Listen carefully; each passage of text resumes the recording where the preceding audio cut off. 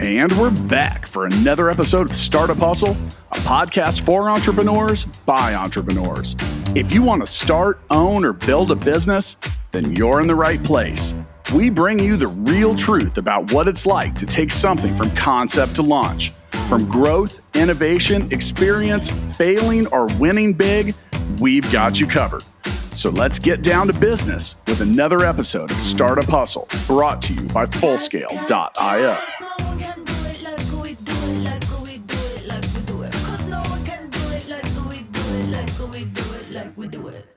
Welcome back, hustlers. This is Andrew Morgans, your host. Here with today's episode, we have Donna from Klik Belts. We're going to have a great time getting to know her story, know more about her brand and just her journey as an entrepreneur. I know I engaged with her for some help on Amazon, and she was just getting into the business and was super excited. So I want to hear how things, got us to that point and how she's progressed since. Amazon is a bittersweet topic for her, so this will be some real authentic, kind of conversation. Before we get started, let's thank our host. Not our host, but our sponsor, Startup Hustle. It's Fullscale.io, helping you build a software team quickly and affordably. I mention them in every show. If you haven't looked into Fullscale.io, you're really missing out, especially if you need development needs. With e-commerce in today's environment, that kind of business is just growing. It's hard to find talent. Trying to find talent even abroad now is hard. So give them a look up, give them some research, Fullscale.io. Donna, welcome to the show. Thank you. I'm so excited to be here. Yes, we were just talking about your last episode that you did, grunt style. Is that correct? I did it wasn't a podcast. I don't really know what you call it, to be honest with you. It was a live Insta show that they do every day at 3 p.m. Central Time. Okay. And are they a new partner of Klik Belts? They are. We're co-branding. We're real excited actually to co-brand with them. They sell mostly their demographic are military, and that's a demographic that we share. And so we are now making belts for them, and we're selling Grunt Style by Klik Belts. We're co-branding, and they're selling 4 different styles of belts at gruntstyle.com, and we're really excited to do that. I love it. I know Klik Belts is all over the place, including a Hollywood movie. I think you were known. A couple, actually. Yeah, we'll get into that. Let's start off with just giving me a little background about yourself, either before entrepreneurship or if entrepreneurship's been in your whole life. Like, let's learn a little bit about Donna. Okay, well, entrepreneurship has been a part of my life because my dad, as he'll tell it, has never had a job in his life, and has always bought and sold businesses or started companies. So that was a part of my upbringing anyway. I watched that, and it probably is the reason I'm not very risk averse, because it just ran smooth. And, we were rich and poor several times over, but I didn't really realize it. I was kind of shielded from that. It didn't make much difference to me. Grew up in South Texas. Moved to Austin in 1994. I was in my early 20s. Started working at Dell Computer. Worked there for a while. Quit in 2000. Got my real estate license in 2003. I started a real estate brokerage here in Austin. I still have that real estate brokerage here, and I still sell real estate. I have agents that work for me, and just a brokerage that is easier for me to keep than fold, right? I mean, It doesn't. I have other people running that. And in 2018, July of 2018, I bought Klik Belts from a neighbor of mine who had bought it from the original owner. So I'm actually the third owner. And it technically started as a Kickstarter launch, I guess, in 2014. Okay. And so, although I've done a lot of things, I skipped over a lot of things. I'm pretty old, actually, Andrew. I've done a lot of things. I've never done this. And so every day, like, you've picked me up off the floor a couple of times when I was like, what did I do? Oh my God. Well, you had a lot going on. What did I do? And you're like throwing out all these terms. I was like, Andrew, I'm just trying to figure out how to make sure I don't run out of inventory. I don't even know what the initials you just threw out stand for. Like, can you please just handle that for me until I can get there? I don't even know what you're talking about, but I do want to know, and I know I need to know. but table it for me, handle it for me, and then teach it to me.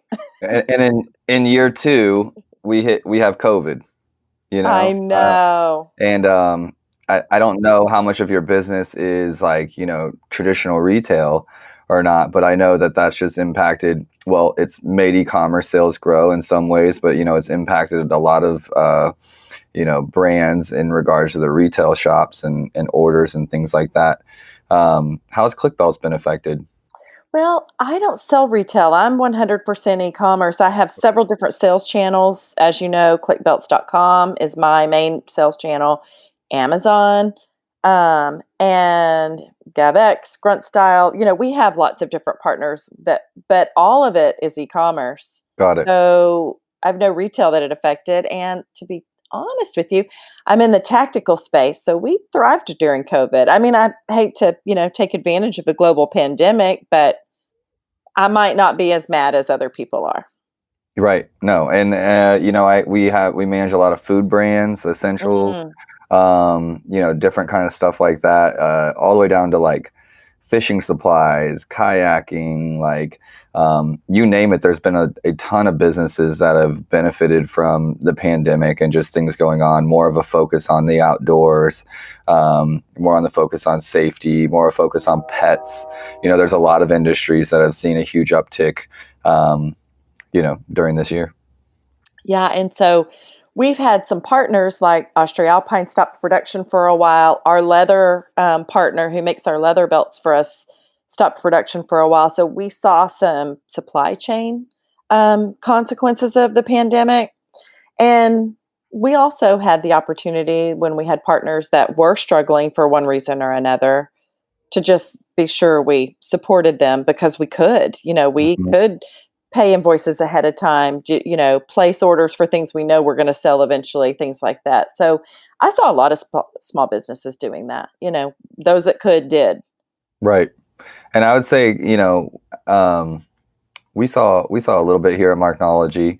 A couple clients pausing, partnerships with us. We saw several come in as well. So it's kind of just like a flux. But a lot of it was just navigating the businesses we did have with whether it was logistics. Some people on the Amazon side were only using FBA. And so when FBA really just got bogged down or they weren't taking anything non-essential, then they had to pivot really fast to fulfillment and different things like that. So, some of it was just like, how can we help people? Giving free advice was a lot of the ways that we were helping, was just like a lot of businesses that weren't even partnered with us, but that just needed pointed in the right direction. I think a resounding like sentiment is just thankful that you have a strong e-commerce, Yeah. very Yeah. thankful. But it's only going to last as long as the economy lasts. Of course, we're all at risk. Everybody's dangling. If the Right. economy tanks, then we all go down. And I think that's the one, reassuring kind of emotion is just that we're all in it together in Yeah. some way or another. Maybe some of us a little behind others, but we're all in it together. Yeah. So where are you taking Klik Belts, in the future? You talked about a new partnership early. What's coming down the pipeline? Are you in a holding pattern or? Well, I'm never in a holding pattern. There we go. I'm never in a holding pattern. I mean, that's a great question, and I could give you 100 different answers because there are actually 1 million different answers, and all of them would be such a great idea and so exciting and so fun to do. And it's really up to me which direction I want to go. Right now, I'm focused on new sales partners, which I've done really well. And a lot of that was to not be so dependent on Amazon. When I first bought the business in 2 years ago, we were 80% Amazon sales and 20% everywhere else. And we flip flopped that. Now Amazon is less than 10% of my sales. Wow. And let me tell you, I can sleep at night now. And so we've worked really hard to have other sales channels and other revenue streams to where when Amazon changes their algorithm, I won't go bankrupt. So, um, so we've done that, and that's still my focus. There are a lot of things. There are big moves I have to make in order to take the business to the next level that will give me such a value increase that it would really be ready to sell, right? And that would be government contracts, things that are things that aren't onesie twosie, which is basically all I do right now. I mean, other than grunt style and Gebex and stuff like that, when people come to my website, there could be a police force that might buy 40 or a military outfit that might buy 100 or something like that. But for the most part, I'm onesie twosie. And I'll need to up that. I'll need to have big contracts. It's just that there's a lot of pain points with me doing that now. There are things that I have to overcome. I'm not quite ready as far as warehouse space, number of employees that I have, capital that it's going to take to get something like that going. So, and what does that look like? Who is this customer going to be? So a lot of those have to be answered. Right now, I'm kind of just chugging along. I'm learning everything I need to learn. I'm launching new products. I'm doing it slowly. I'm making sure I can afford to do it before I do it. I'm not borrowing any more money and just kind of chugging along. I think the Launching one process, product at a time. I mean, I'm not trying to be a conglomerate in the next 1 year. I'm just slowly growing, paying for it myself, letting the business pay its own debt service, and making sure we're as whole as we can possibly be going forward. So if I do go down, I don't take a bunch of people with me, right? So yep.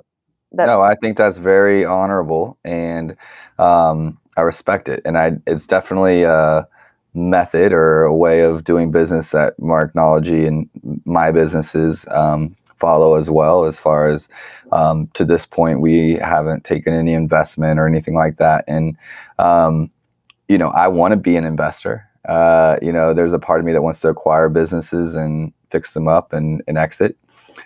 Just because I haven't done that before and I want to be good at it. You would be Probably. good at it. Um, I think just with the experience you have now, you'd be good at it. yeah, it So, really comes so down to call me. being We'll talk offline about that. okay. Okay, for Everything's sure. for sale. Everything's for sale. Yeah, I know. And I think that the Marknology team is kind of like a machine in regards to warehousing, photography, video, copy, the marketing aspect. Like, you could really take a business and give them what they need, to grow and get to the next level. And I know that there's a big conglomerate actually that acquired a bunch of Amazon businesses. They're buying businesses that were like on a growth trajectory, and they would just acquire the brand. And then we're building them up and exiting. And it just hit like one of the biggest IPOs, I think, in history as far as the quickest. And I think it had to do with products, consumer goods. But I'll have to look that name up for you because I can't think of the article. I mean, no one called me. That's all I'm saying. They haven't seen you yet. And I think they're looking. Maybe this is it. Maybe this is my big break. Maybe so. Well, I will tell you, Andrew, to speak to what you just said, though, I do want to chime in real quick. Mm-hmm. You guys are already set up. You have the infrastructure and everything you just mentioned, the photography, all the things that your firm provides. Those are the things that cost so much money that will literally keep people from starting a new business. I don't have the capital to build a beautiful website and set up an Amazon store and do all this professional photography and lifestyle content and the social media management and the marketing and all that stuff. But you guys are already doing it. You really are perfectly situated for purchasing businesses and getting them going. You've already got the infrastructure for it. I think it will just be a blast, and I don't have to worry about exiting this business, so I'm ready. As far as Marknology, I love building businesses, and I think you've got those two sisters that have your back. I got and a two mama sisters and a mama. We got a big team. We got a really big team. So we're having a lot of fun doing it, and just getting better every day. I think I just signed a contract today with a local distiller. Okay, American Agave. They make American Agave, which is tequila, but we can't use that word if it's not made in Mexico, right? So tequila is, I think, brand, like, it's not trademarked, but it has to be made in Mexico to be tequila. I didn't know that. Mm-hmm. So it's agave if it's made anywhere else. And anyway, it's a Kansas. You tasted it? Oh yeah. He has a local bar, and he's in. If you've ever heard of Boulevard Brewing Company, he has a partnership with them and some of their cocktails.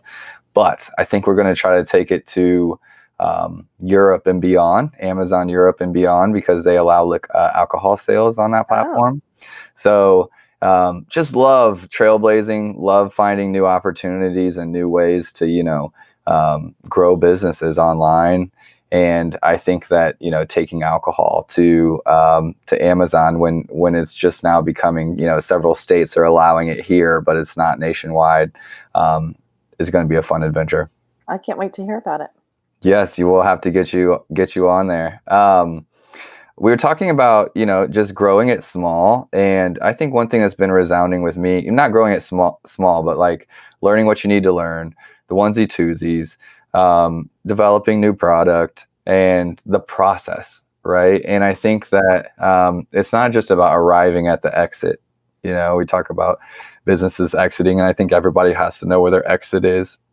But for me, I just had a realization, I think maybe in the last 6 months, about how much I just love the process, and to quit worrying about necessarily arriving at this destination, and just enjoy the process of what I'm doing and what we're doing. And, that's just being an entrepreneur, being an innovator, creating things, creating relationships.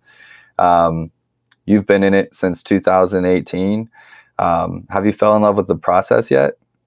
Very much so. And in fact, I've fallen in love with it so deeply that every time someone says you should or you could, and then the next thing they spew out of their mouth is whatever it is, it hurts me. It literally will hurt me because I'm thinking, well, then I'm not going to answer the phone. I still answer the phone personally. Every time someone calls Klik Belts, I answer the phone and I answer all the emails personally. I don't have anybody that does that for me because I want to talk to the customer. We don't have retail stores. I'm curious what they say. I want to know what they're going to complain about, what they're excited about, what they need help with, because then I can fix the website. I'm the one that needs that information. I'm the one that makes decisions about that. And so, I'm just not ready to get to that next step. I can't let go of my favorite part, which is the customer being able to touch me. Once I get past that certain point, then I just won't have the bandwidth. And I really don't have the bandwidth now, if the truth be told. But I pass off other things so that I can have that bandwidth because it's so important to me. But yes, I love everything about it. All of it. I think that's what I had to learn in Marknology as well was I definitely can't be the choke point for everything. Can't be making the decisions for every department and every conversation and every brand at all points. If I do that, I'm not effective anywhere. But it has been I've ate dirt long enough to know, I can do any of those things. And if I need to, I will. But to try to figure out ways to just do the parts of the business that I love, because I think that's where you get the best work, and Right. if that's relationship building, if that's creating content like podcasts and doing lives and sending out emails to partners. And, I think that we always should do that. And you don't have to rise above those parts of the business. If you can figure out how to just, get the other harder stuff done or get help there and be able to focus on the stuff that you do best, the stuff you enjoy best. Plus that accent on the phone, I think anyone would buy from you. Accent? Yeah, you have that Southern Texas accent. Yes. Yeah. Yes. That's always a buying move. I feel like this just sounds like someone nice on the phone. We are nice. We're nice in the South.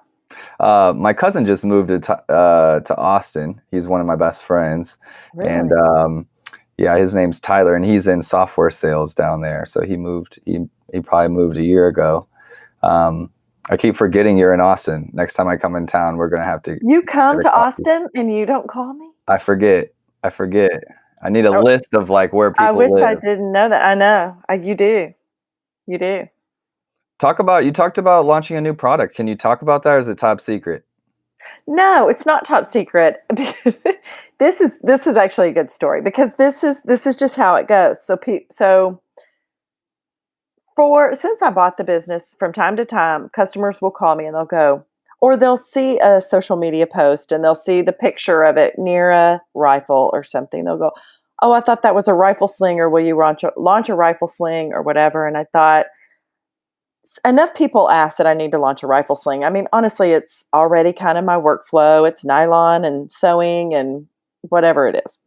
But the problem is I don't shoot rifles, nor do I have a sling or know what a sling is supposed to be like. I mean, I shoot handguns, but not rifles, and I don't know anything about it. So I kind of would table it. I'd ask people that that shot rifles to help me with the design process, and everybody would chime in. I didn't understand what they were talking about, and so I'd put it aside and get lower hanging fruit, right? Like other new products that I launched. And so finally, the guys at Black Collar Arms, Chris and Jeremy, they are in Austin. Black Collar Arms is in Austin. They approached me and said, we want to design a rifle sling. We want to co-brand a rifle sling if you're open to it. Because we had collabed on a couple of things. And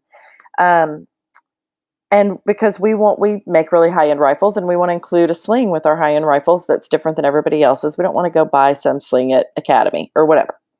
So they're both real smart and engineers, and I knew they could design it, and that's where what I couldn't do.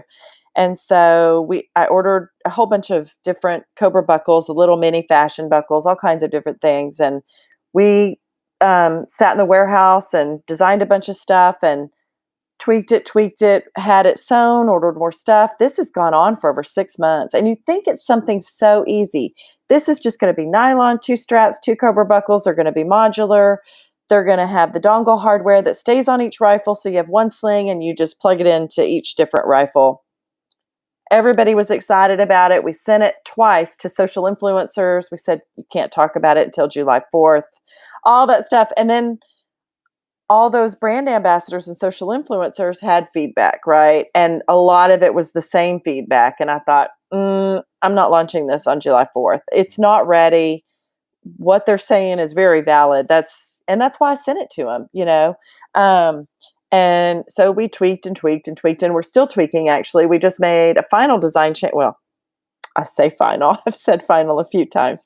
Another design change yesterday, and those guys are going to finish the actual how long to cut each thing before we sew it. And then I found that this will be the first product other than leather that we don't make in-house because it's so over-manufactured, and I pay middle-class American seamstresses per unit. So that my manufacturing model, it does not bode itself well to something that requires a lot of sewing and binding and trim, and it'd be too expensive. So I'm having it sewed in North Carolina at some of those cut and sews. And so I'd get on that. Anyway, there have been several. We wanted to launch it at the new year. We wanted to launch it July 4th. We wanted to launch it, and it's still not ready. But I'm going to have the coolest rifle sling you've ever seen. It's going to be modular. It's going to have 2 mini Cobra buckles. It's going to have another Austrialpine slider thing that makes it real adjustable to tighten and loosen really easily. This thing is going to change your life and everyone's life, I think. I think it's a good, it's a good rule of thumb or a good process. Like, take your time, get it right. Too many times we feel like we've said we're going to launch, or you've said this is going to be done and it's just not ready, and people launch and you kind of launch with a subpar product, because they have investors pushing them. I think that's one of the benefits of owning the whole process yourself is not having to please anyone besides, your own standards for your business, and what your standards are. I know it's simple, but like, simply put, like, you don't have to put out anything that doesn't reflect your brand. And that's how you can keep brand quality so high, versus constantly having to hit these goals or these metrics every time you have a monthly meeting or a quarterly meeting with investors. And they're like, well, why isn't this done? Why isn't this out?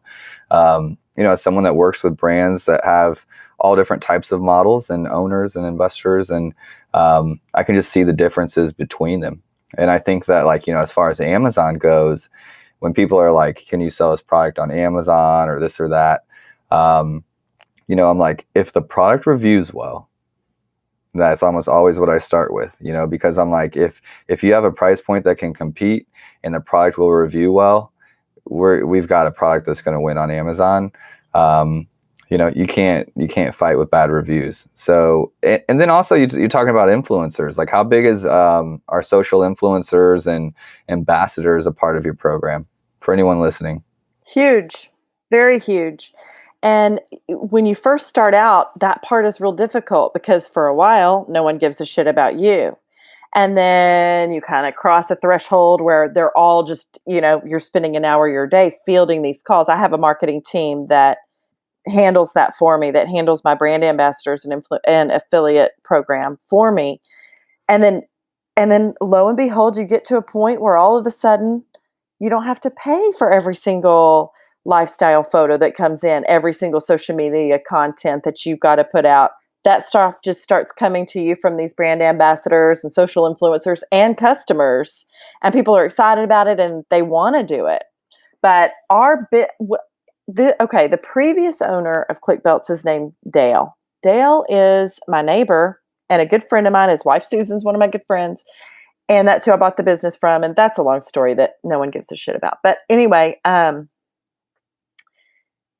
Dale was telling me that what took him from basically selling belts out of his garage, right, to what, I mean, if I say we're a national brand, I don't really know what the threshold for that is, but it feels that way. Right. In several different ways, and then it doesn't feel that way in several other different ways. So I'm not trying to elevate us up to national brand status. Nobody send me an email. I don't even know what that means. But what took us over that hump was Brian Stevens at Survival on Purpose towing the Bronco with a Klik belt. That happened 3 years ago. It's on YouTube, and at least once a week someone says, "Oh, I saw him towing the Bronco with your belt," or pulling the car out of the lake with our belt. Those YouTube videos that brand ambassadors did. But Brian is still our biggest brand ambassador. He converts the most. He does a video about once a quarter for us. And he's just a really nice guy. He's an Eagle Scout, and, he does cool stuff. And so Survival on Purpose is still our biggest brand ambassador. But we have several, and we like them all, and they all convert. I mean, you choose those carefully, right? Yeah, I think people just miss, like, they see people post on social media and they see, kind of, they don't understand the inner workings of how it works. And from the outside, I think a lot of brand owners or marketing managers, if you're in marketing, you understand. But if you're like, what is this social influencers? How do the ambassador programs work? It's a lot of work. It's a lot of management. It's a lot of engagement. It's a lot of relationship building. Just the fulfillment, getting them the products, getting them to know, educating them on the products. Some ambassadors will know exactly what to do, like a cool video like that. And that's what makes them special, pulling something out of the water with a belt. But I know in the early days of Landlocked, when I was building the brand, I think I had made just a commitment to message 20 people a day, just say hello. As Landlocked, say hello, tell them about the brand. I was reaching out to, I think in the early days, I got Buckle, the company, Buckle Kansas City, and Red Bull Kansas City. They had an Instagram account. They all had their own Instagram accounts. And it was just, it was just consistent effort daily to build relationships. And I was just messaging people. Hey, I'm the owner of the brand. Would love to, work with you. Love to send you a free shirt, or did a lot of stuff for free, just on my dime to build relationships. But whenever I think about, if we hit a plateau with the brand, I'm like, I think we just need to go back to the basics, some of that kind of stuff. That's just, it's the digital way of relationship building. It is. And a lot of people, it takes someone to really dive in and see if a lot of people that have a lot of followers or look like they have a lot of engagement aren't that influential. Maybe they're just posting interesting stuff. They don't influence sales. Others, and it always surprises you. Well, it used to.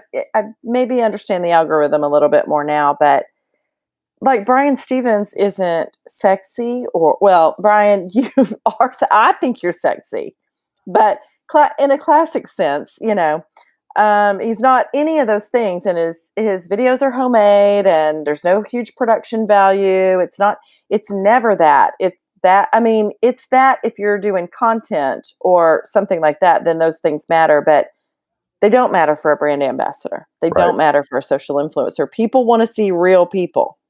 I think that's what it comes down to. And it comes down to trust,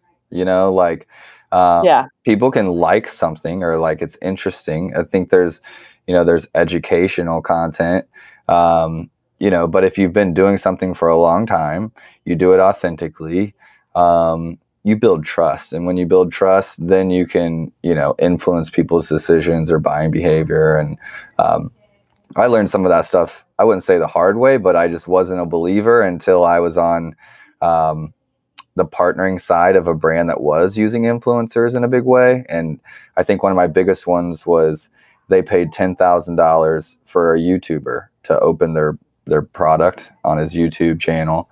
It was like kind of an unboxing video. He unboxes it and shows the product and shows how it works and that kind of thing. And I think that the following weeks from that video, they had like 80,000 in sales on Amazon. So, they paid 10 grand, but they got 80,000 in sales, and Amazon works on momentum, like an algorithm. And so for $10,000, maybe they would have spent that in ad costs or giveaways or who knows what else. And they wouldn't have sold 80, and they probably got so many reviews too. Like exactly. It just changed my mind completely. Just like, Andrew, you need to get over this. This is something that if done right is, can be highly impactful. And even Landlocked, my big day was I was just selling a couple of shirts on Etsy, and when I came out with a couple of my first designs, and it was actually my third tweet on Twitter ever, and an ESPN blog retweeted it, and I just got like almost 300 sales in like a couple of days. So I was going from like 5 a week to like 300, and was enough to get my next design going, and that kind of thing. And it really just changed my mind about social, and the impact that the right account or the right influencer can have for a brand. I mean, Kim Kardashian isn't doing Keeping Up with the Kardashians for no reason. Right. I think just TV and shows like that is like assumed, but like investing in paying normal people to have maybe 10,000 followers or not massive followings. Those can be the best for your brand if those people that are following them are, true fans. And that's the tricky part. You have to figure out what's the demographic of who's following them, and is that your demographic? Is that the demographic that you would spend $10,000 marketing to? Is that who's going to buy your stuff? I mean, can't be anybody. It needs to be a specific subset of people. Your people. Can we talk about Black Panther? Yeah. I think that's one of the coolest things ever. It was like when we first... I wish we were video and I could find the photo and show it. And it's not Black Panther. What character was that? Because I'm so embarrassed. I didn't see the movie. I'm so embarrassed. What character was that? Do you remember? Well, the movie's Black Panther. I know, but the character that I sent you who had it on his uniform, the black guy with the leather vest and the cobra buckle up at the chest. Is that not Black Panther? Is it Black Panther? I thought that character was not Black Panther. I don't think it was. For anyone listening, like whoever can send that in to our social media, like I'll give you a shout out. I can Google it while we're talking. Okay. Well, I know that I think it was on Black Panther himself. Okay, let me look. But I just started working with you guys. That movie had just came out, I think, or a little bit before, and I was like, this company's like belt is on Black Panther. This is so cool. I talk about social influencing, and maybe it was Black Panther. See, it's on his suit. It's on his like war suit. Yeah, I'm trying to find that photo. I mean, I've got it on my social media. If you go to Klik Belts Instagram, but you're going to have to scroll way down to find it. But it's a beautiful photo. Oh, here it is. Hang on. I'm going to email this to you. Are you even where you can check email? I am. Where do people find you on Instagram?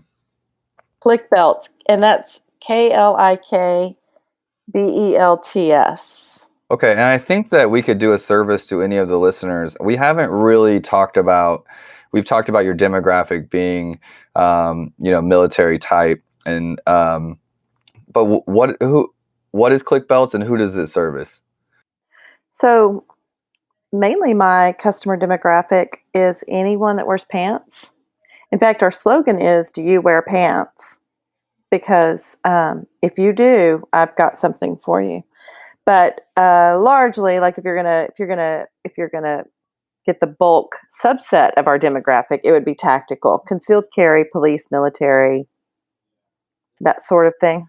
And the purpose is the reason just that they're heavy duty belts and The reason is because the Cobra buckle is weight rated for 5,000 pounds, so it won't slip, and it's infinitely adjustable. So there's no hole, it's infinitely adjustable. There's no holes. It's not 1 inch at a time. And it won't slip. So they can put a bunch of heavy stuff on there without it stretching out and slipping and sagging. So okay. it can conceal carry or construction guys' tools or whatever. So anyone who needs their belt to serve as a tool. Also, and listen, I don't want anybody to email me about this, but if you do, my email is dona@klikbelts.com. That's Donna with one N. A lot of people like to take them hunting or whatever because they'll hold up their pants and they can drag their animal that they shot and they can hang it and they can have a field tourniquet for field expediency and that's the part I don't want you to email about. I know it's not a proper tourniquet, but I mean, in a pinch, you wouldn't say, oh, I'm sorry, I'll just bleed out because this isn't a proper first aid kit. You'll use it. And a lot of people have, and I get emails about that all the time, actually. But That's pretty cool. yeah. So, I mean, you can tow your car out of the lake. I have a lot of customers like in California, I think they have some sort of regulation about if you operate heavy equipment, you must be tethered. And so we sell a lot of D-ring belts to the customers in California because instead of putting this harness on that they're required to wear and tether, if you're operating a forklift or any crane operators and things like that, they have approved my belts and you can just clip your belt in. And then that way you can get in and out of the machinery quickly without unharnessing and doing all that stuff. So things like that. Okay, that's really cool. I don't do any of those things. No, Except but I have I do held up have your pants. pants. I Yeah, have there held we up go. your pants. Yeah. And I Um, told you that was the main criteria. right. And I Yeah. like that because, I feel the same way about Marknology in regards to like if you have a product, um, or a brand, like, even if Amazon's 10% of your business, there's a reason to be there to protect your brand, to, leverage your brand on the platform, to be seen by people, for people to read your reviews at the worst case, to get introduced to your products, even if you have a few of them there. And, I think one of the issues with Klik Belts was, saturation in regards to like Chinese sellers and different people trying to knock off the belts and driving the prices down, and things like that. But if someone goes to Amazon to find Klik Belts, there's still a great representation of the brand there. So my point just being that if you have a product or a consumer good, when you create a brand that can service anyone with pants, or you can service anyone with consumer goods, you set yourself up to be able to, to pivot or to serve a large customer base. I mean, you said everything from construction workers to warehouse workers to crane operators to, servicemen to, Well, and I left out a wide main range. demographic. We sell dog collars and dog leashes. And so pet owners, and that actually, just doing something simple like that, pet owners, pet products are obviously big sellers. Just doing something simple like that, I'm already sewing long nylon things with buckles, right? So how hard was it for me to just say, oh, let's also sell dog collars, throw it up on Amazon, and now we're in the pet product space. And Right. that, Diversified. yeah, you could probably speak better to what that would have done for my brand than I could, but I think anytime you can introduce like your brand to a different set of customers, right? And you get a chance to interact with them. Maybe they're buying a leash and they just, the product presentation, the quality is really great. Maybe they're looking again and they see that you also have rifle slings, or they see that you have belts, but they're going to believe that the quality is the same, right. so it can introduce a different customer to your products. Well, and they're gonna say, "Oh, this is a small bit American business," which No, sometimes it gets very difficult on Amazon as a buyer. I'm not even talking about from the seller side. That's a different story, but from a buyer, you're looking for something and maybe you intend on buying from a small American brand or an American brand or certainly not imported, right? And it's very difficult now to distinguish. They try so hard to look like us. They try very, very hard to look like they're a domestic brand, and they're not, you right. know? So when people do realize maybe they go to the page, maybe they read the about us, maybe they see all that, then Then there they can see all the rest of the products that we sell. Oh, this would make a great Father's Day gift. This is, my husband would love this, whatever it is. And she was buying a dog collar. Right. And there's a difference between, I think, I do think times are changing, and with more of a push toward quality, like less about fast fashion. And Klik Belts isn't a fast fashion brand. It's quality, it's durable, it's American made. It's a premium product. Yes. Premium. Exactly. Same thing with getting shirts or jackets or hats made locally. If you're trying to use a local printer and source locally or get something sewn locally, you're just paying a higher premium. And so, for you to be profitable at all, you have to charge a higher price, on your items. And I think that at least what I'm discovering is that it feels like America is making a shift, or at least a part of America is making a shift toward understanding if they want local, if they want quality, they got to pay a higher price. I agree. And they're willing to pay the higher price. And now they're paying attention. Where is this coming from? What am I what am I getting? What is this? Instead of just buying it because the widget popped up that they were looking for in the first search. First thing that popped up in their search criteria was what they were looking for. They added it to the cart and checked out. Now they are maybe taking it maybe even one step further. They're not taking it 10 steps further, which of course all of us small businesses would like for them to do. But they're going one step further. Usually that one step is this coming from China? That's if we could just get them to go that far, that would be huge.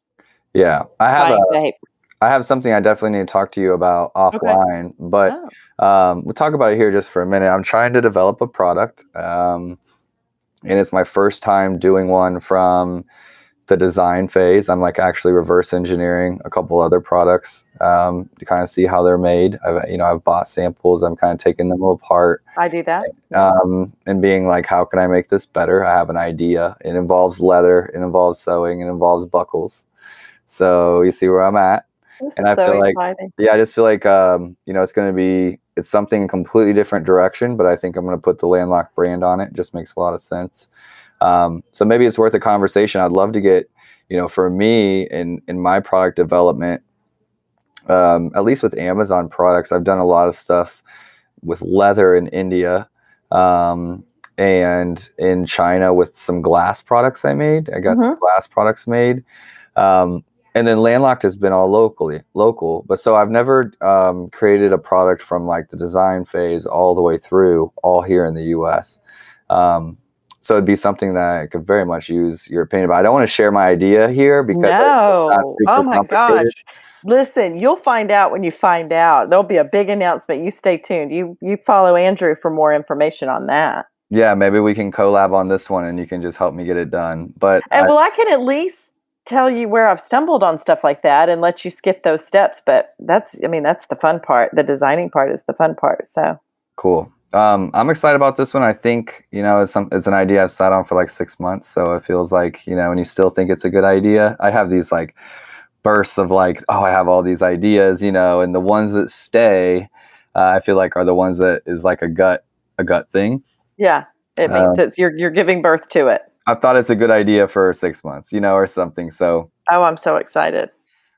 Cool. I'm doing a little bit better job of not sharing all of my secrets to the world. So I'm trying to trying to find the happy balance. I like people to be excited so that whenever they see it come to pass, they're like, he said it was going to happen. And it took him 6 months, took him 18 months. Doesn't matter. Here's the product, because I think there's something to be said about following up on what you say, and there's an accountability. Well, 2 years in a row at SHOT Show during the interview that Brian Stevens did, I promised Andrew, all of my people, a law enforcement duty belt. And is there one on my website?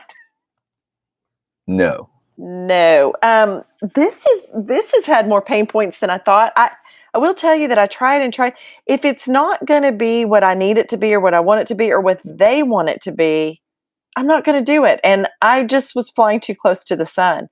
And it's still not dead. It's just, you reach a pain point that you can't overcome and you got to shelve it. You've got to get lower hanging fruit. And then I'll have an epiphany. Oh my gosh, or someone will show me, or I'll see a different one and I will cannibalize it. Just like you said, I can pick it back up, but sometimes a pain point is just stumps me. I'm I'm stopped by it and I move on. Then I see a squirrel over here and I go chase that squirrel over there. Let's talk about some of the pain points with this one, since you've already said it was a law enforcement belt. I think something really valuable when I listen to podcasts and interviews like these with owners and founders, I'm always wanting to know like some of their failures, or like what was the details of why that didn't work. Like I think so many people get stuck on something, like you said, and they're just like, it's a roadblock. And exactly what you said, where it's a roadblock, shelve it for a little bit. Wait till you find a mentor that can help you push it past. Like, even our conversation we might have might push my idea forward, and just hold on to some of those ideas. But what were some of the things with this particular idea that you were like, that either like law enforcement, what didn't like your design, or you're running into issues? Can we talk about some of those? We can, but I'm going to switch products, Andrew, because I have a product that I actually brought to market that's a bigger pain point, and it's probably easier for me to give specifics on that. Okay. And that is my Paracord Apple watch band and Paracord bracelet using the mini fashion Cobra buckles. And I got a lot of, well, just like the law enforcement duty belt, I got a lot of requests from customers. Can you make an Apple watch band? Can you make so I started on this, and I started from A. Let me tell you, A, like, what does that even look like? Is it silicone? Is it nylon? I don't even know what material it's going to be made out of. And my customers really want something that's made in America. They know that I'm probably not going to be able to source the stuff from America, but they at least want it assembled here and an American company. It seems to be important to them. I know it is important to them. So I try very hard to do that. That's our current business model. I want to stick with, the boutique feel of our brand and have things consistent across the board with that. So I looked into silicone and laser cutting and order them pre-cut. And then I looked into nylon, and our sewing machines just aren't delicate enough to sew these little bitty watch bands, and our hot knives and lasers aren't delicate enough to cut this little bitty piece of nylon. They cut these big belts, everything is made for the tactical belt. I don't have this little bitty sewing machine that can do this fine stitching on a 3/4 of an inch piece of, we don't have that. So I could buy one, and I would buy one if that's where I landed, but that's not where I landed. I'd go through there and it's like, oh, but there's no Cobra buckle on this. And oh, the only Apple hardware that I can buy in bulk for the Apple Watch is from China, and it's real cheap. And then I'm putting a Cobra buckle on there. So now I have a Cobra buckle and this real cheap flimsy stuff that's just going to fall apart, And anyway, I met this guy named Derek who owns Paracord by Ripcord. And he partnered with a giveaway through another brand ambassador. And I was like, oh, we could do Paracord because it probably just has enough give to where they don't need it to be adjustable, right? Like we could do small, medium, large. We could have a place on there where they could, if they wanted to take their own custom measurement, they could. And it could just have a fixed Cobra buckle, and I don't have to worry about an adjustability or elastic or anything like that. Perfect. We picked the colors. I ordered all those little fashion buckles from Austria Alpine. He ordered the Apple hardware from Alibaba, I think, is the only place we could find it. We waited till all that came in. He made custom bits so that he could make this stuff. I had photography done. We launched it. It's on my website now under accessories. Oh my gosh, everybody was so excited. They flew off the shelf. I still sell maybe 5 of them a day. Not a huge big thing. And Derek makes them and ships them from where he is, which is near Detroit, somewhere near Detroit, I think. Sorry, Derek. I think it's Detroit. Anyway, oh my gosh. No. Either the Apple hardware falls apart because it's so cheap, or people don't know how to measure their wrist, or they measured it wrong, or I get so many, every one of them comes back, really. It takes me 3 or 4 tries before I can get one out the door, and they're $39 with a Cobra buckle. And so to ship it, and it's back and forth, and now I have all these made products that were custom made that I can't order, and now Derek's got to cut them off, and I've got to ship the buckles back to Derek. I mean, no, that is I'm losing money on it. I mean, even at $39, and they're like, wow, that's expensive for this. I don't even make money on that because of all the pain points that I didn't consider. And the fact that I've got to swap it out 3 times, and that customers aren't going to measure their wrist. They're going to think they know what size their wrists are. And then they're like, this doesn't fit. And there's no amount of copy that you can put in the website to make them understand they need to measure correctly. I mean, it's not a one size fits all. So as soon as I run out of buckles on those, I'm not even going to sell them anymore. That's just going to go away. But there were so many pain points launching it, and it turns out it's a turd. You just wanted to get it done, and it's not cool and people like it, but I can't maintain it unless they want to pay $100 for it, and they don't. So. Right. As someone that has an Apple Watch, that just wouldn't. There's no way.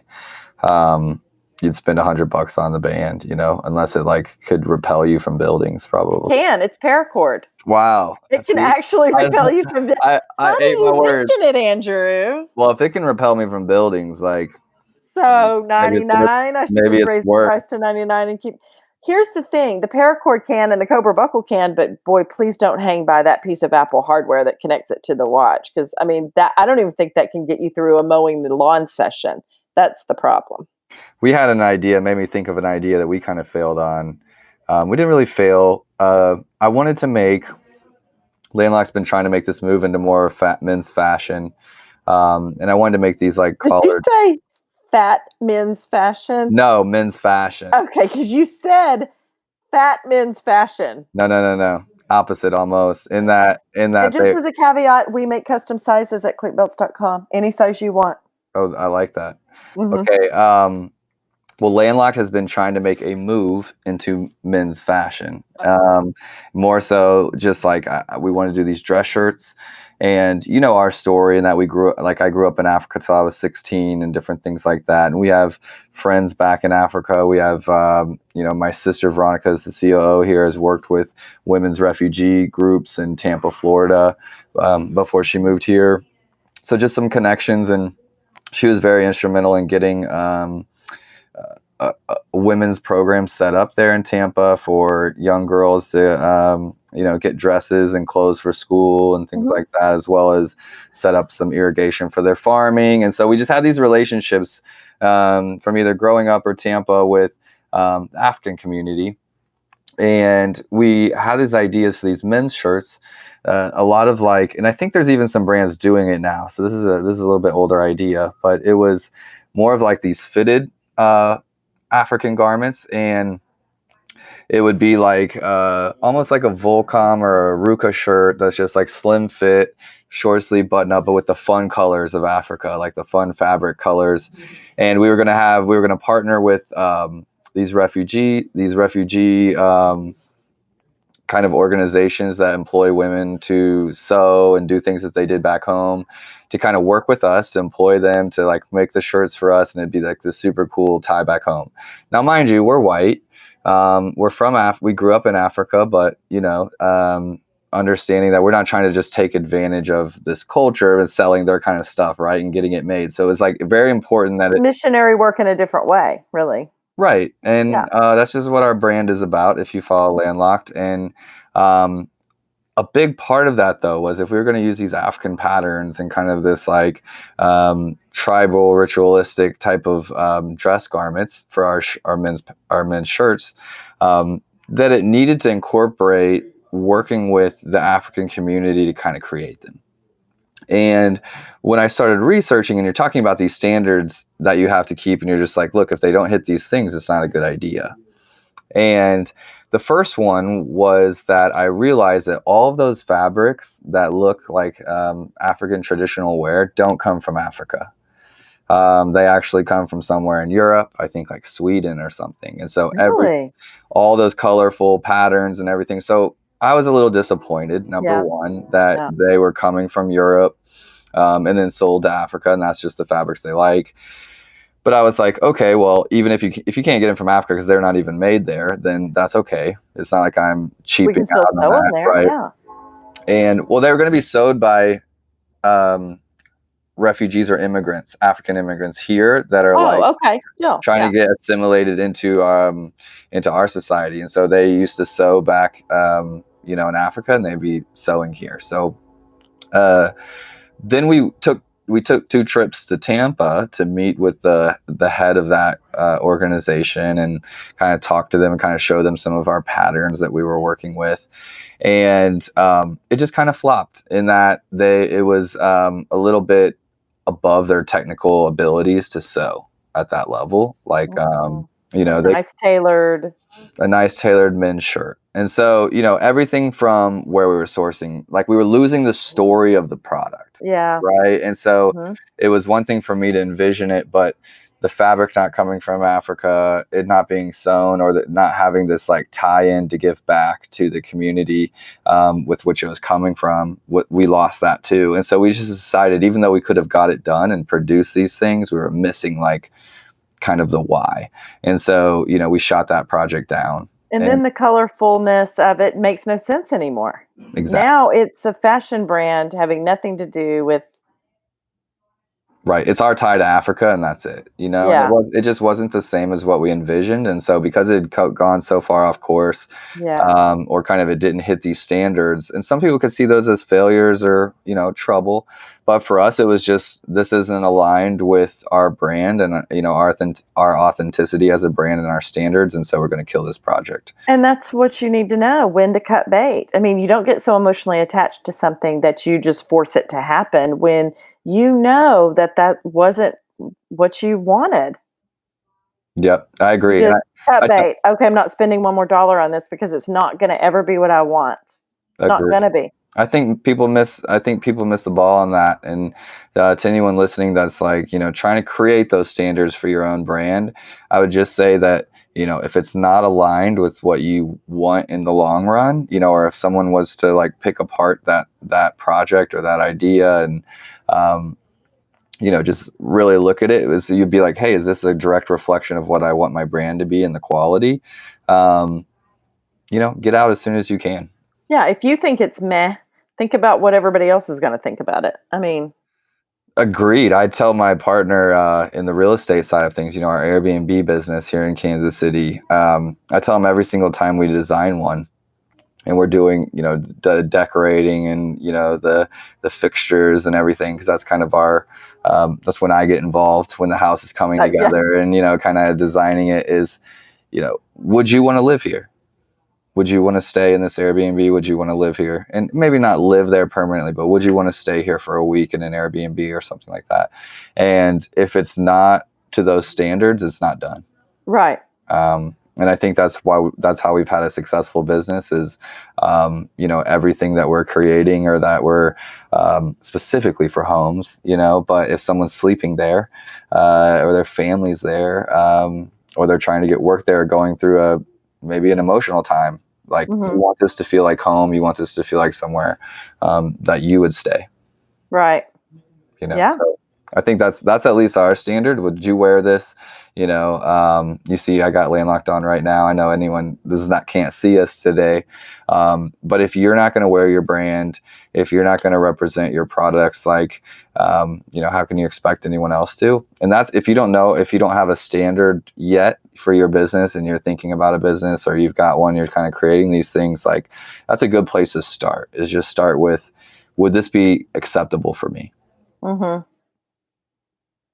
Agree. Okay. Well, I want to close out, but I want to ask you a couple of things. Okay. This is more of a personal, it could be entrepreneurship or not, but like whenever you hit a creative block or you're just feeling kind of like, low, you've talked about me picking you up off the floor a couple of times in the early days and you're just like fed up with Amazon. What are some of the things you do to get back on track? Well, it depends on what I'm feeling low about. A creative block wouldn't be unusual for me because I'm not a creative. So that's real important to know. The main thing I do to get back on track is I just wash my face and what is my biggest pain point? Who is my partner that helps with this? And throw myself at their mercy and just say, I'm overwhelmed. I'm stuck here. I'm having problems with that. Can we collab? Can we come up with a new plan? Can we tweak this a little bit? Can we cut this? And I can't say I'm running a business by myself. I have a few employees, but there's no other officer of the business that helps me make these big decisions or anything like that. It is all on my shoulders. But I do have a marketing company. I do have accountants. I do have a brand ambassador marketing company. I do have people who help me with my Amazon store. Those people are so important to me. I don't even know what they do. And so I just call in the professionals. I ask for help and I listen to what they say and I take their advice. I mean, I didn't tell her to say that, so she said it herself. Um, Well, I mean, you didn't have to. I mean, Andrew and Brooklyn and Veronica can tell you for sure that they caught me in the beginning when I was like, "What is there were a lot of things going on in my life at that time too, other than just the fact that I'd just bought a business, and right after that, my husband got diagnosed with cancer, and I didn't even have a handle on what my monthly expenses were. Like I hadn't even figured it out yet. And I call him, I'm freaking out. I'm like, why did y'all put $8,000 on my credit card for Amazon marketing campaigns? Well, Donna, we've done that every month. That's your budget. Like that's what you do. But for some reason in that moment, it was like, I can't ever do that again. I don't even have 50 cents to spend on this.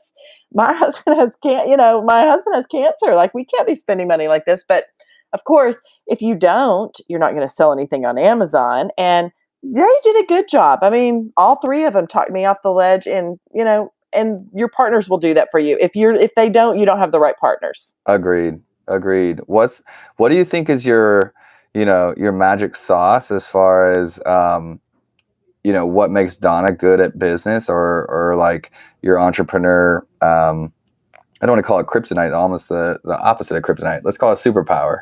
What would be your superpower? What is your natural ability? Is it, we talked about earlier about you taking those phone calls. Is it the relationship building? Sales, and I say yes to everything. It's sales and customer service. That's my background, and that's the magic sauce. And you can go on clickbelts.com or even Amazon and read the reviews. Many of them will mention me by name. And so I spend a lot of money to get a customer. I'm not going to lose one. I mean, I'm not going to lose one. We're going to keep trying until it's a 5-star review. And I'll email them if it's a 4-star review. They will get an email from me. I love that. If you're on Amazon and you're listening, please don't reach out to all of your customers and just ask them for 5-star reviews without getting an expert consultant first. You get yourself in trouble.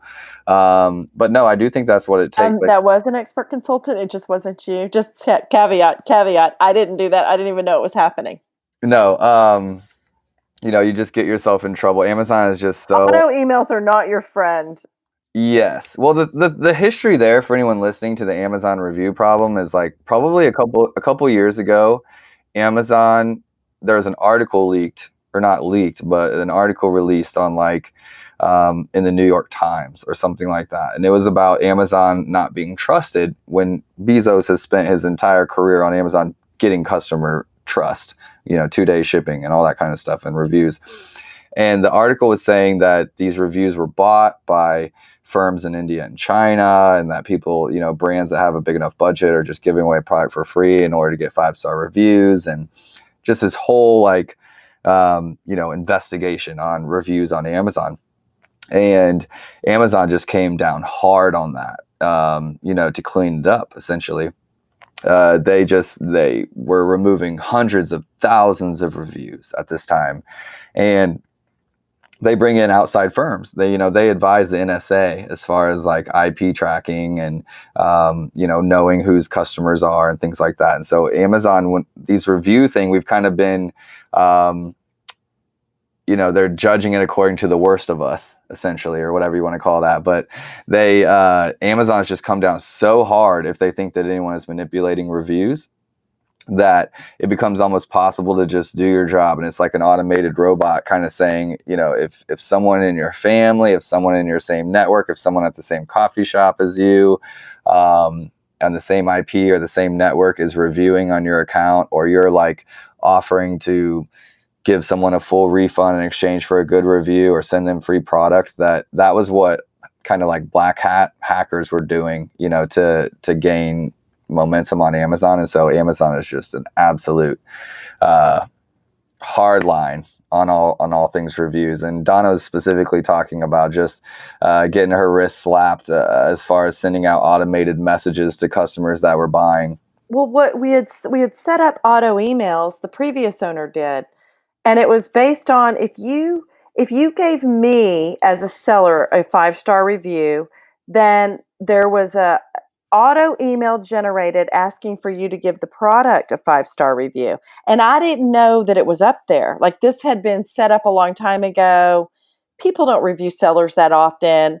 And I got an email from Amazon. It's like, you can't do that. And when Amazon sends you something like that, it's 47 paragraphs in teeny tiny font with a whole bunch of links, but it doesn't really tell you what you did wrong. Like, it's very complicated, and it's not it's like an instruction manual or a legal briefing or something. Yes. And so I'm like, well, I don't know what I did, and I delete it. And so then 30 days later, it must have happened again. And so they suspended me. So I could no longer send these auto emails. And the 3,500 5-star reviews I had pretty much went away. They thought they were, yeah, that's what happened. I went from 3,500 plus 5-star reviews on one-ply belts to then it going down to ASIN level. And for those of you who are not in Amazon, I had over 400 ASINs on Amazon because every size color combination is its own SKU number. It's not black belts or one, it's black belts in all 10 sizes. Each have a different item number, right? So it went down. So a black belt size 32 would have 20 reviews, and then a 34 would have 2 reviews, and then and they wouldn't give it back because they felt like there was some ASIN that had gotten a review based on that auto email that had become illegal, and I didn't know I was sending. And now all the reviews were deemed illegal because I had obtained one of them illegally. Man, that's what happened. There's no going back. Once that happens, you're done. Amazon doesn't care. There's nobody you can call. That's done. That's over. So once we didn't have 3,500 5-star reviews, which is a huge big deal, nobody bought the product anymore. I mean, it wasn't then the Chinese competitors and all my competitors that had way more reviews would rank higher than me, and it was that was pretty much a fatal shot for me. I'm sorry to bring up a bad subject. That's okay. I needed to wean myself from Amazon. It's a good thing. It actually was so much work, and I'm still on Amazon. That needed to happen. And you don't know it when it happens, but if it's not okay, then it's not the end, as they say. So, and it's not the end. I still have a store on Amazon, but if you go there and see that I don't have very many reviews on my 1-ply belts, now you'll know why. But look at my 2-ply belts, because those still have. Those are still flexing. Oh yeah, those have 4 digits in the review category. And your dog leashes. I don't think I have leashes on Amazon, but I have collars. Okay, collars. Sorry. Yeah. Okay. Yeah, I have leashes on my website. I don't have every product on Amazon. Brands ask me about reviews and how to get them on Amazon, and it's really the brand owners that are like sending out mailers and postcards and follow-up. I mean, you work your ass off. Those were organic reviews. It pays off to do that. Even now, we're doing automated reviews. Think how sick I was when they went away. I mean, we were sick. I was like, how hard we worked to get those. Like, they added so much value to the business, and then Amazon was like, too bad, you death penalty 2 times. I mean, I don't know what to say. And they're right. I mean, if I would have been paying attention to my business, this wouldn't have happened. There's no one I could blame but myself. So don't feel too sorry for me, but feel sorry. Big deal. Feel so that, I mean, you could send me a muffin basket or something if you wanted to, and I wouldn't be mad. Donna, thank you so much. I know we're hitting up on our time here, and I can't bring our guests an hour and a half, but it's been great talking to you just about the business. I love it when we get to just share wins, losses, failures, what the mindset of an entrepreneur is on the day-to-day and what we're working on. I think a lot of people don't really have an idea of what that day-to-day looks like. And it's the process. It's developing product. It's working relationships with customers. It's working relationships with other businesses. It's focusing on your strengths. It's, acknowledging the areas that you've messed up and how we can get better. It's pivoting when your standards don't align. We've covered all of that today. And yeah. I think that those are all the things that matter in regard to building a business that's going to last. Agree. It's been fun. Thank you for having me. Yeah, thanks for being on the show. Once again, you guys can find her at Klik Belts. That's KlikBelts. We did look on Google when we paused for a second and found out that I was wrong about Black Panther. It's Killmonger, so it's the villain. It's the Oh, villain. It's Killmonger. So don't send me any emails either. I'm gonna start using that on the podcast. Don't send me any emails about that either. Follow Donna and Klik Belts. Like, they have a lot of fun stuff coming out. The work sounds like she's working on several products that'll be fun. And if you have pants, she's one of your you should be one of her customers. If you have right. pants, what's the slogan? Do you wear pants? Do you wear pants? Yes, and it is my ministry to hold your pants up. You come check it out, klikbelts.com. I love it. Once again, today's episode is brought to you by Fullscale.io, helping you build a software team quickly and affordably. Thank you, hustlers.